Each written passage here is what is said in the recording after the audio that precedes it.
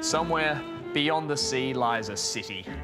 A city where the artist would not fear the censor, where the scientist would not be bound by petty morality, where the great would not be constrained by the small, and where the player could freely explore an unforgettable video game location saturated in style and literally dripping with atmosphere. Would you kindly join me in the city of Rapture?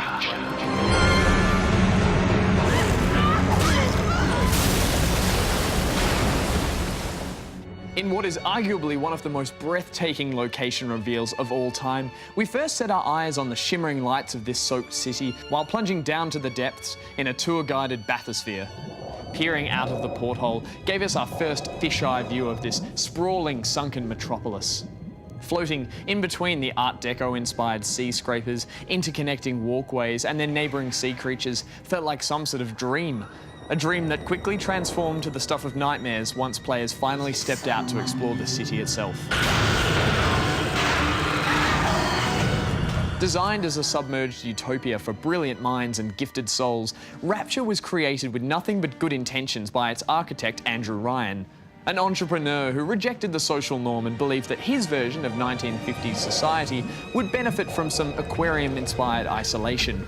However, as both you and the entire population soon discovered, society would buckle under the constant pressures from above, and eventually, Rapture broke down and tore itself apart. From there, players are left to explore this largely abandoned and drenched dystopia. Each area is littered with recordings that tell the story of Rapture's rise and fall, all covered in that sugar-coated optimism of the 50s.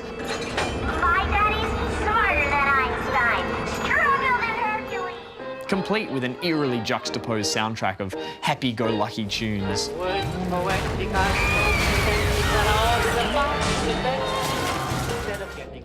The most unsettling feature of this city, though, was a constant feeling of claustrophobia brought on by an ever-present ocean outside, as it pushed its way through every gap and hairline fracture in the rusting and rotting architecture of the city, drowning out the light.